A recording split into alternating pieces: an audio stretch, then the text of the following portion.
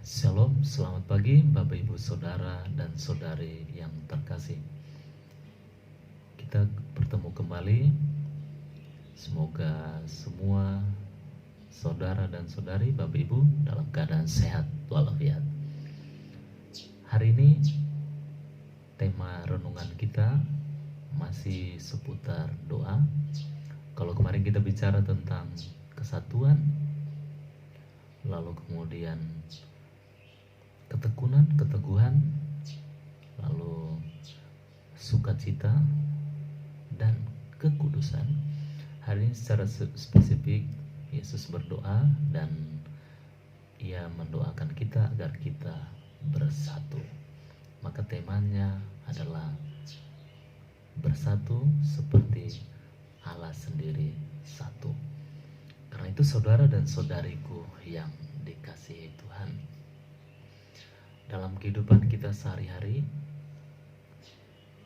tentu di dalam rumah tangga, di dalam komunitas, di kantor, di perusahaan, semua yang adalah satu perkumpulan, satu kelompok, berjuang untuk mewujudkan kesatuan ini. Karena itu Tuhan menghendaki agar kita bersatu, dan itu Dia bawa dalam doa. Karena itu saudara dan saudariku yang dikasihi Tuhan, dalam bacaan pertama kita dengarkan Paulus memberikan kesaksian, dan kesaksian itu menimbulkan perpecahan. Tapi dengan pola komunikasinya, dengan mengatakan aku adalah orang Farisi, maka orang Saduki, lalu kemudian orang Farisi, ada timbul perpecahan. Tentu ini karena kesaksian Paulus bahwa Allah itu hidup dalam diri Yesus dan Ia sungguh telah bangkit. Karena itu dalam bacaan Injil kita mendengarkan Yesus berdoa agar kita bersatu. Sumber kesatuan adalah Allah sendiri. Allah yang menjadi manusia dalam diri Yesus, dalam persekutuan Roh Kudus. Karena itu saudara dan saudari, mari kita lihat di mana kita bersatu, kapan kita bersatu, dengan siapa kita bersatu. Dalam komunitas, khususnya dalam Jumat Perdana, mereka bersatu, hidup sehati sejiwa. Yang punya lebih dikumpulkan, lalu kemudian dibagikan kepada semua. Situasi saat ini juga demikian. Di paroki-paroki, di keuskupan, kelompok-kelompok tertentu dari pemerintah berusaha untuk peduli memberikan yang ada padanya kepada yang berkekurangan. Karena apa? Merasa bahwa sesama adalah aku yang lain. Sesama itu satu kesatuan dengan aku. Lalu kemudian kita lihat kesatuan di tengah keluarga, suami, istri, dan anak-anak. Kesatuan itu bukan berarti tidak ada kesulitan dan tantangan.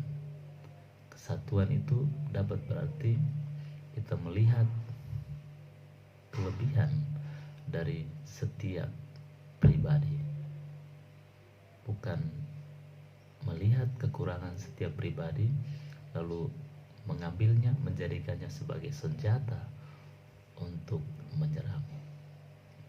Di tengah lingkungan juga demikian.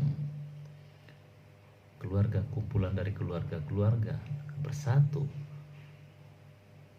dalam iman yang dirayakan bersama, dalam ibadat-ibadat, dalam doa-doa, doa rosario dan lain sebagainya, dalam tingkat rayon, wilayah, dan lebih lagi dalam tingkat paroki, keuskupan, dan gereja universal.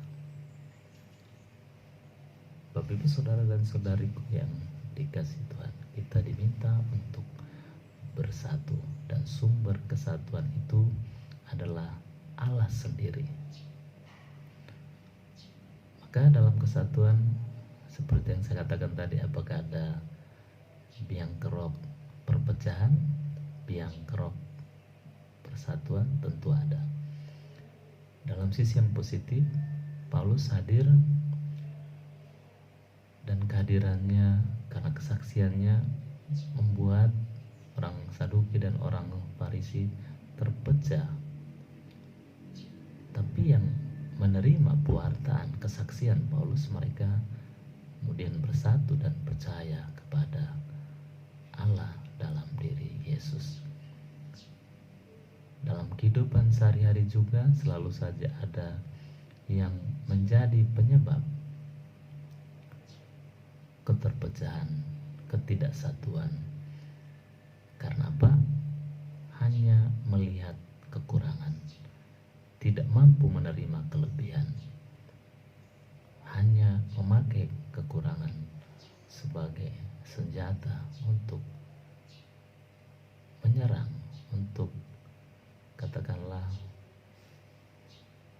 untuk bisa melihat kekurangan sesama, dan tidak mampu menerima keanekaragaman kelebihan dalam diri kelompok-kelompok, pribadi-pribadi. Karena itu Yesus mendoakan kita agar kita tetap bersatu di dunia ini, dan semoga kelak bersatu di surga. Maka dalam setiap kesulitan, dalam situasi pandemik ini, mari kita tetap bersatu sebagai manusia ciptaan Tuhan, sebagai satu iman, sebagai satu bangsa dan satu tanah air, satu bahasa Indonesia. Dalam kesatuan itu kita bisa berbuat lebih untuk sesama, terlebih untuk Tuhan. Mari kita tetap setia di rumah, tetap menjaga jarak, mencuci tangan, dan tetap setia berdoa sebagaimana Yesus berdoa untuk kita agar kita bersatu, unum sien. Tuhan memberkati. Jua-jua horas Yahobu.